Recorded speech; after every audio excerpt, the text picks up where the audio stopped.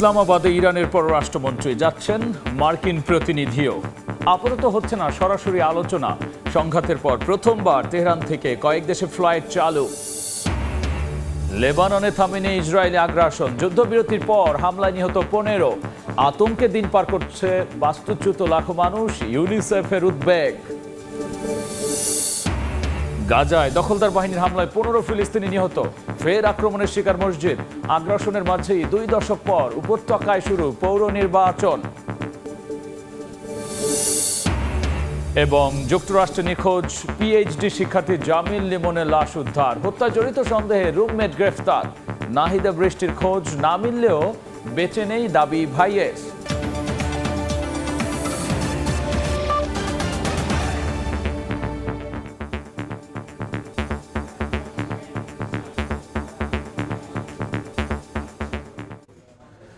আন্তর্জাতিক সময় সঙ্গে আছি আমি গোলাম রাব্বি।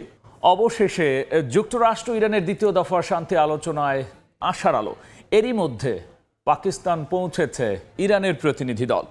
আর শনিবার যাচ্ছেন মার্কিন প্রেসিডেন্ট ডোনাল্ড ট্রাম্পের বিশেষ দূত স্টিভ উইটকফ ও তার জামাতা জ্যারেড কুশনার। তবে মার্কিন প্রতিনিধি দলের সঙ্গে সরাসরি বৈঠকের পরিকল্পনা নেই বলে জানিয়েছে ইরান। এদিকে সংঘাতের পর প্রথমবার তেহরান থেকে কয়েকটি দেশের বাণিজ্যিক ফ্লাইট শুরু হয়েছে। যুক্তরাষ্ট্র ইরানের দ্বিতীয় দফার শান্তি আলোচনার জন্য জোর চেষ্টা চালিয়ে যাচ্ছে পাকিস্তান। মার্কিন প্রেসিডেন্ট ডোনাল্ড ট্রাম্প বেশ কয়েকবার যুক্তরাষ্ট্রের প্রতিনিধি দল পাঠানোর জন্য পুরো প্রস্তুত থাকলেও অবরোধের জেরে রাজি হয়নি ইরান। তবে সব জল্পনা কল্পনা শেষে শনিবার শান্তি আলোচনার জন্য পাকিস্তান পৌঁছেছে তেহরানের প্রতিনিধি দল। এরই মধ্যে পাকিস্তানের সেনা প্রধান আসিম মুনিরের সঙ্গে দেখা করেছেন ইরানের পররাষ্ট্রমন্ত্রী আব্বাস আরাকচি সহ প্রতিনিধি দলের সদস্যরা। তবে মার্কিন প্রতিনিধি দলের সঙ্গে সরাসরি কোনো বৈঠকের পরিকল্পনা নেই বলে জানিয়েছেন দেশটির পররাষ্ট্র মন্ত্রণালয়ের মুখপাত্র ইসমাইল বাঘাই। বলেন, মধ্যস্থতাকারী পাকিস্তানের মাধ্যমেই তেহরান তাদের অবস্থান জানাবে, যারা পরে তা যুক্তরাষ্ট্রের প্রতিনিধিদের কাছে পৌঁছে দেবে। সংলাপ ঘিরে এখনও কঠোর নিরাপত্তা বলয়ে ইসলামাবাদ। ইরান ইস্যুতে আলোচনায় যুক্তরাষ্ট্রের পক্ষ থেকে থাকবেন ট্রাম্পের মধ্যপ্রাচ্য বিষয়ক বিশেষ দূত স্টিভ উইটকফ ও জামাতা জ্যারেড কুশনার। এই সফরে প্রথম দফা আলোচনায় নেতৃত্ব দেওয়া মার্কিন ভাইস প্রেসিডেন্ট জেডি ভ্যান্স আপাতত যাচ্ছেন না বলে নিশ্চিত করেছে হোয়াইট হাউস। তবে প্রয়োজনে তাকে সেখানে পাঠানো হতে পারে। যুক্তরাষ্ট্রের দাবি অনুযায়ী ইরান নতুন প্রস্তাব দিতে পারে বলে ইঙ্গিত দিয়েছেন ডোনাল্ড ট্রাম্প। তেহরান ওয়াশিংটন সরাসরি আলোচনা নিয়ে অনিশ্চয়তার মধ্যে হরমুজ প্রণালীতে বাড়ছে উত্তেজনার পারদ। শুক্রবার হরমুজে 2টি ট্যাঙ্কার জব্দ করার দাবি করে ছবি প্রকাশ করেছে ইরানের ইসলামী বিপ্লবী গার্ড আইআরজিসি, যেগুলো অনুমতি ছাড়া হরমুজ প্রণালী পার হওয়ার চেষ্টা করছিল বলে জানিয়েছে তারা। অন্যদিকে অবরোধ ভেঙে ইরানের বন্দরের দিকে যাওয়ার সময় দেশটির পতাকাবাহী জাহাজ জব্দের দাবি করেছে মার্কিন বাহিনী। নাসরিন রুমি, সময় সংবাদ। এদিকে লেবাননে যুদ্ধবিরতি সত্ত্বেও চলছে ইসরায়েলি হামলা। যুদ্ধবিরতি শুরুর পর থেকে অন্তত 15 জন নিহত হয়েছেন বলে দাবি করেছে হিজবুল্লাহ। এই যুদ্ধবিরতিকে অর্থহীন আখ্যা দিয়েছে সংগঠনটি। আর এই পরিস্থিতিতে এখনও আতঙ্কে লেবাননবাসী। অন্যদিকে ইউনিসেফ বলছে বাস্তুচ্যুতদের বৈরুতে ফেরার জন্য শুধু যুদ্ধবিরতিই যথেষ্ট নয়। সংঘাতে একাধিক শান্তিরক্ষী প্রাণহানির ঘটনায় আন্তর্জাতিক উদ্বেগ তৈরি হয়েছে। অঞ্চলে থামেনি সংঘর্ষ। শুক্রবারও সীমান্ত জুড়ে গোলাবর্ষণ ও বিস্ফোরণের শব্দ শোনা গেছে। হিজবুল্লাহর দাবি, গেল সপ্তাহে যুদ্ধবিরতি শুরুর পর থেকে অনেককে হত্যা করেছে ইসরায়েলের সেনারা। এই যুদ্ধবিরতিকে অর্থহীন আখ্যা দিয়েছে সংগঠনটি। এদিকে ইসরায়েলও বলছে নিরাপত্তা বজায় রাখতে বাফার জোন ধরে রাখা জরুরি। এ পরিস্থিতিতে লেবাননের সাধারণ মানুষের মাঝে এখনো আতঙ্ক কাজ করছে। ঘরবাড়ি ধ্বংস, হাসপাতাল অচল এবং নিরাপত্তাহীনতা সব মিলিয়ে অনেকেই ফিরতে পারছেন না নিজ ভূমিতে। ইউনিসেফ বলছে বাস্তুচ্যুতদের ঘরে ফেরার জন্য শুধু যুদ্ধবিরতিই যথেষ্ট নয়। সবাই বাড়ি ফিরতে চায়, কেউই আশ্রয় কেন্দ্রে থাকতে চায় না। কিন্তু যদি কারো বাড়ি ধ্বংসস্তূপে পরিণত হয় অথবা অন্যরা দখল করে নেয়, কিংবা যেখানে একমাত্র হাসপাতালটিও আর কাজ করছে না, সেখানে যুদ্ধবিরতি থাকলেও ফিরে যাওয়া অত্যন্ত কঠিন। এপ্রিলের মাঝামাঝি প্রকাশিত ইউনিসেফের প্রতিবেদনে বলা হয়েছে, ইসরায়েল হিজবুল্লাহ সংঘাতে শুধু অবকাঠামো নয়, ক্ষতিগ্রস্ত হচ্ছে সামাজিক স্থিতি ও মানসিক স্বাস্থ্য। বহু শিশুর মৃত্যু হয়েছে, যা মানুষের মনে ভয় ও অনিশ্চয়তা আরো গভীর করেছে। প্রায় 11,000-এর বেশি শিশু ও তাদের অভিভাবকদের মানসিক সহায়তা দেওয়া হচ্ছে বলে জানিয়েছে সংস্থাটি। এদিকে পরিস্থিতি আরো জটিল করেছে জাতিসংঘ শান্তিরক্ষী নিহতের ঘটনা। ইন্দোনেশিয়ার সেনা নিহতের ঘটনায় তীব্র প্রতিক্রিয়া জানিয়েছে দেশটি। আন্তর্জাতিক আইনের লঙ্ঘন উল্লেখ করে জাতিসংঘের পূর্ণাঙ্গ তদন্ত দাবি করেছে জাকার্তা। চলমান সংঘাতে এখন পর্যন্ত একাধিক শান্তিরক্ষীর প্রাণহানি ঘটেছে, যা আন্তর্জাতিক উদ্বেগ আরো বাড়িয়েছে। রাইসা জান্নাত, সময় সংবাদ। গাজার খান ইউনিসে ইসরায়েলি হামলা অন্তত 12 জন নিহত হয়েছেন। পবিত্র জুমার দিনে গাজা সিটিতে মুসল্লিদের উপর বিমান হামলা চালায় দখলদাররা, আর এতে অন্তত 3 ফিলিস্তিনি নিহত হয়েছেন। অবরুদ্ধ গাজা উপত্যকায় চলমান সংঘাতে নিহতের সংখ্যা বেড়ে 72,000 ছাড়িয়েছে বলে জানায় স্থানীয় স্বাস্থ্য কর্তৃপক্ষ। উপত্যকায় বেসামরিক নাগরিকদের নিরাপত্তা নিয়ে উদ্বেগ জানিয়েছে জাতিসংঘ। এদিকে 2 দশকেরও বেশি সময় পর গাজায় প্রথমবারের মতো অনুষ্ঠিত হচ্ছে পৌর নির্বাচন। শনিবার সকাল থেকে পশ্চিম তীর ও গাজার কেন্দ্রীয় অঞ্চল দেইর আল বালার বাসিন্দারা ভোটদান শুরু করেছে। প্রায় 15 লাখ ভোটার ভোট দিচ্ছেন। 2007 সালে হামাস ক্ষমতা নেওয়ার পর এই প্রথম ভোট দিচ্ছেন ফিলিস্তিনিরা। ভোট দেওয়ার সুযোগকে ইতিবাচক হিসেবে দেখছেন সেখানকার বাসিন্দারা। আন্তর্জাতিক সময়ে আরও থাকছে। ওয়াশিংটন লন্ডন ফের উত্তেজনা। ফকল্যান্ড দ্বীপপুঞ্জের ওপর ব্রিটেনের সার্বভৌমত্বের দাবি পুনর্বিবেচনা করছে যুক্তরাষ্ট্র। তীব্র প্রতিক্রিয়া স্টারমারের। রুমমেটের হাতে নির্মমভাবে খুন হয়েছেন যুক্তরাষ্ট্রের সাউথ ফ্লোরিডা বিশ্ববিদ্যালয়ের পিএইচডি শিক্ষার্থী বাংলাদেশি জামিল আহমেদ লিমন। শুক্রবার সকালে তার মরদেহ উদ্ধার করে স্থানীয় পুলিশ। আরেক বাংলাদেশি পিএইচডি শিক্ষার্থী নাহিদা সুলতানা বৃষ্টির এখনও খোঁজ না মিললেও তার ভাইয়ের দাবি নাহিদা বৃষ্টিও মারা গেছেন। 10 দিন আগে ফ্লোরিডার ট্যাম্পা থেকে নিখোঁজ হন তারা। এরই মধ্যে জামিল হত্যায় জড়িত সন্দেহে তার রুমমেট হিশাম আবু ঘরবেহকে গ্রেফতার করেছে পুলিশ। ফ্লোরিডা থেকে হাসানুজ্জামান সাকির রিপোর্টে জানব বিস্তারিত। যুক্তরাষ্ট্রে 10 দিন ধরে নিখোঁজ 2 বাংলাদেশি শিক্ষার্থীর একজন 27 বছরের জামিল আহমেদ লিমনের মরদেহ উদ্ধার করেছে পুলিশ। এই ঘটনায় জড়িত সন্দেহে 26 বছরের হিশাম আবু ঘরবেহকে গ্রেফতার করে হিলসবরো কাউন্টি পুলিশ।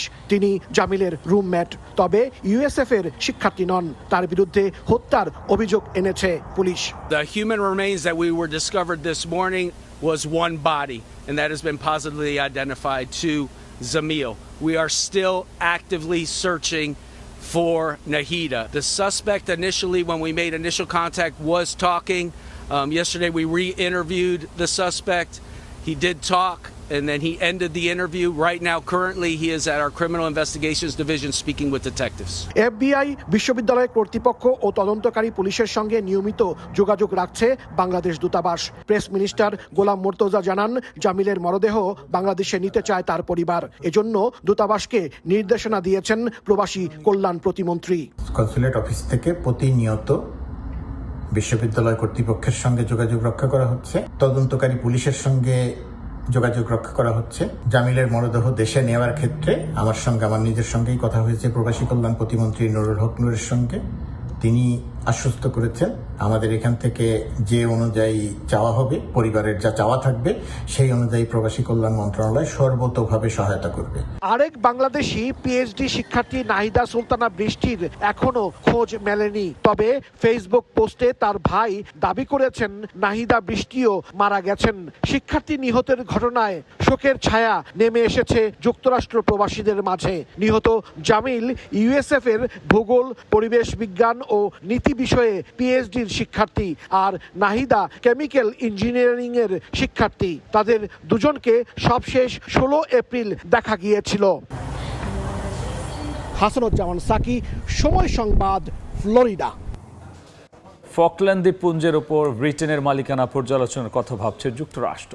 ইরানের বিরুদ্ধে যুদ্ধের সমর্থন না দেওয়ায় ওয়াশিংটন এমন পদক্ষেপ নিতে যাচ্ছে বলে ফাঁস হওয়া ইমেইলে জানা গেছে। তবে এই হুমকির কড়া জবাব দিয়ে ব্রিটেন বলছে ফকল্যান্ডের সার্বভৌমত্ব কোনোভাবেই আলোচনার বিষয় নয়। অন্যদিকে এক ইমেইলে স্পেনের নেটো সদস্য স্থগিত করার প্রস্তাব দেওয়ার গুঞ্জন উঠেছে। তবে পুরো বিষয়টি উড়িয়ে দিয়েছেন দেশটির প্রধানমন্ত্রী পেড্রো সানচেজ। ইরান ইস্যুতে মিত্রদের পাশে না পাওয়ায় কঠোর অবস্থান নিতে যাচ্ছে ট্রাম্প প্রশাসন। সম্প্রতি পেন্টাগনের একটি ইমেল ফাঁস হওয়ার পর উত্তেজনা দেখা দিয়েছে ওয়াশিংটন ও লন্ডনের মধ্যে। ইমেলে দেখা যায় যুদ্ধের সহায়তা না করায় ন্যাটো মিত্রদের শাস্তির তালিকা করছে যুক্তরাষ্ট্র, যার মধ্যে অন্যতম হল ফকল্যান্ড দ্বীপপুঞ্জের ওপর ব্রিটেনের দীর্ঘদিনের সার্বভৌমত্বের দাবি পুনর্বিবেচনা করা।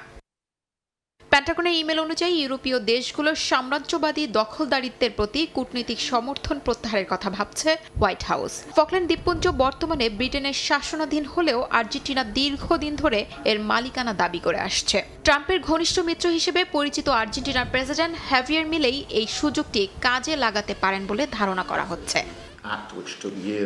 যুক্তরাষ্ট্রের এই হুমকির মুখে তীব্র প্রতিক্রিয়া দেখিয়েছে ব্রিটেন। প্রধানমন্ত্রী কিয়ার স্টারমার মুখপাত্র এক বিবৃতিতে জানিয়েছে, ফকল্যান্ডের সার্বভৌমত্ব নিয়ে ব্রিটিশ অবস্থান অপরিবর্তিত এবং এটি কোনোভাবেই আলোচনার বিষয় নয়। অন্যদিকে একই ইমেলে স্পেনকে ন্যাটো থেকে স্থগিত করার মার্কিন প্রস্তাবের কথাও উঠে এসেছে। যদিও এই তথ্যকে গুরুত্ব দিতে নারাজ স্পেনের প্রধানমন্ত্রী পেদ্রো সানচেজ। তিনি বলেন, স্পেন কোনো অভ্যন্তরীণ ইমেল বা গুঞ্জনের ভিত্তিতে প্রতিক্রিয়া জানায় না। সানচেজ সাফ জানান, আন্তর্জাতিক আইনের কাঠামোর বাইরে গিয়ে স্পেন কোনো যুদ্ধে অংশ নেবে না। শিউলি রোজা, সময় সংবাদ। আন্তর্জাতিক সময়ে আরও থাকছে। ভারতের পশ্চিমবঙ্গে বিধানসভার দ্বিতীয় দফার ভোটের প্রচারণায় ব্যস্ত তৃণমূল বিজেপি। চলছে বাকযুদ্ধ, জয়ের ব্যাপারে আত্মবিশ্বাসী দুদলই। ভারতের পশ্চিমবঙ্গে বিধানসভা নির্বাচনের দ্বিতীয় দফার ভোট 29 এপ্রিল। কলকাতা সহ 7 জেলায় প্রচারে রীতিমতো ঝড় তুলেছে রাজনৈতিক দলগুলো। নির্বাচনের খবর জানাতে এই মুহূর্তে কলকাতায় আছেন সহকর্মী সুব্রত আচার্য। যাচ্ছি তার কাছে। দেখুন, প্রচারে ঝড় না বলে সুনামি বললে সেটি মনে হয় একেবারে অ্যাপ্রোপ্রিয়েট শব্দ হয়।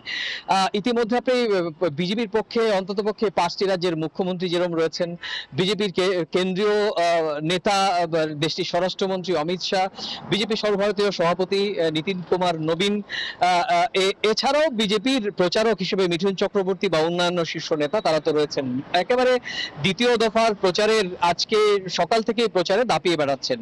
এটি গেল বিজেপির দিক থেকে। অন্যদিকে রাজ্যের শাসক দল তৃণমূল কংগ্রেসের পক্ষ থেকে আজকে 12টি সভা এবং রোড শো করছেন দলের 2 শীর্ষ নেতা, মমতা বন্দ্যোপাধ্যায় একজন আর অভিষেক বন্দ্যোপাধ্যায়। এছাড়াও তার দলের পক্ষে সেলিব্রিটি বা সমাজের যে সুশীল সমাজ, তাদের পক্ষেও বিভিন্ন রকম ভাবে রোড কর্নার শো হবে। আপনি জানেন যে এই দফার যে ভোট হবে, অর্থাৎ শেষ দফার ভোটেই মূলত পশ্চিমবঙ্গের ক্ষমতার নির্ণায়ক শক্তি। কারণ এই যে 7টি জেলা ও কলকাতার আশেপাশে উত্তর দক্ষিণ 24 পরগনা, হাওড়া, হুগলি, পূর্ব বর্ধমান, এই জেলাগুলোতে অধিকাংশ ক্ষেত্রে দেখা যায় শুধুমাত্র নদিয়া ব্যতীত বাকি যে 6টি জেলা প্রায় 90% আসন 2021 সালে তৃণমূল কংগ্রেস পেয়েছিল।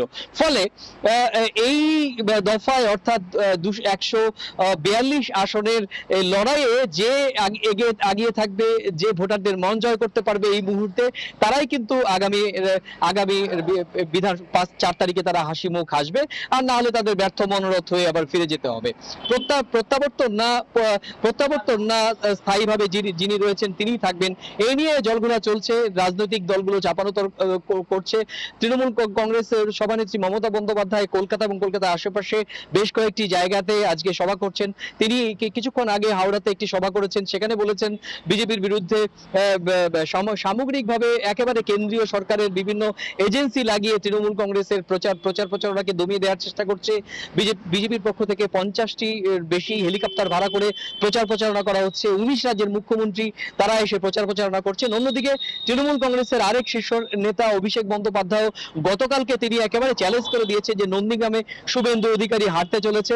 আপনি জানেন যে গেল যে প্রথম দফায় যে ভোট হয়েছে, তারপরই দুটো দলের পক্ষ থেকে আত্মবিশ্বাসের সুর ক্রমশ চওড়া হতে শুরু করেছে। তবে শেষ হাসি কারা হাসবেন সেটা তো দেখতে আমাদের আগামী 4 মে আমাদের অপেক্ষা করতে হবে। তো এই ছিল আমার কাছে ভারতের অত্যন্ত গুরুত্বপূর্ণ পশ্চিমবঙ্গ রাজ্যের বিধানসভা নির্বাচনের শেষ দফার আমার কাছে থাকা প্রচারণা সংক্রান্ত সবশেষ তথ্য।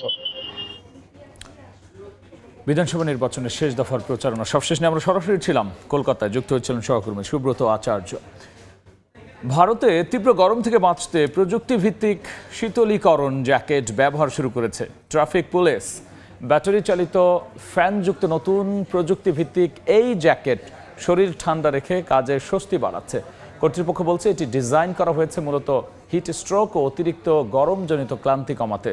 ট্রাফিক পুলিশ সদস্যরা বলছেন 40 ডিগ্রির উপরে ওঠা তাপমাত্রা দীর্ঘ সময়ের ডিউটি এখন কিছুটা সহজ করেছে এই শীতলীকরণ জ্যাকেট। 2025 সালে বিশ্বব্যাপী তীব্র খাদ্য সংকটে থাকা মানুষের প্রায় 2/3 বাস করে 10টি দেশে। এক প্রতিবেদনে উঠে এসেছে এমন তথ্য।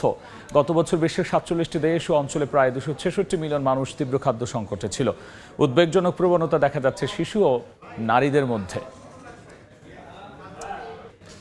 মালদ্বীপে এখন 48 ঘন্টার মধ্যে ভিসার মেয়াদ বাড়াতে পারবেন পর্যটকরা। বর্তমান সরকারের নতুন সিদ্ধান্ত অনুযায়ী ইমুগে পোর্টালের মাধ্যমে এই সুবিধা পাওয়া যাবে। মালদ্বীপ সরকার সাধারণত পর্যটকদের জন্য 30 দিনের অন অ্যারাইভাল ভিসা দিয়ে থাকে। এক্ষেত্রে পর্যটকরা ভ্রমণের মেয়াদ বাড়াতে চাইলে পড়তে হয় নির্দিষ্ট কিছু প্রক্রিয়া সহ নানা রকম বিড়ম্বনা। আন্তর্জাতিক সময় শীর্ষ সংবাদ জানিয়ে দিচ্ছি আরও একবার। ইসলামাবাদে ইরানের পররাষ্ট্রমন্ত্রী যাচ্ছেন, মার্কিন প্রতিনিধিও। আপাতত হচ্ছে না সরাসরি আলোচনা। সংঘাতের পর প্রথমবার তেহরান থেকে কয়েক দেশের ফ্লাইট চালু। লেবাননে থামেনি ইসরায়েলি আগ্রাসন। যুদ্ধবিরতির পর হামলায় নিহত 15। আতঙ্কে দিন পার করছে বাস্তুচ্যুত লাখো মানুষ, ইউনিসেফের তথ্য। এবং যুক্তরাষ্ট্রে নিখোঁজ পিএইচডি শিক্ষার্থী জামিল লিমনের লাশ উদ্ধার। হত্যা জড়িত সন্দেহে রুমমেট গ্রেফতার।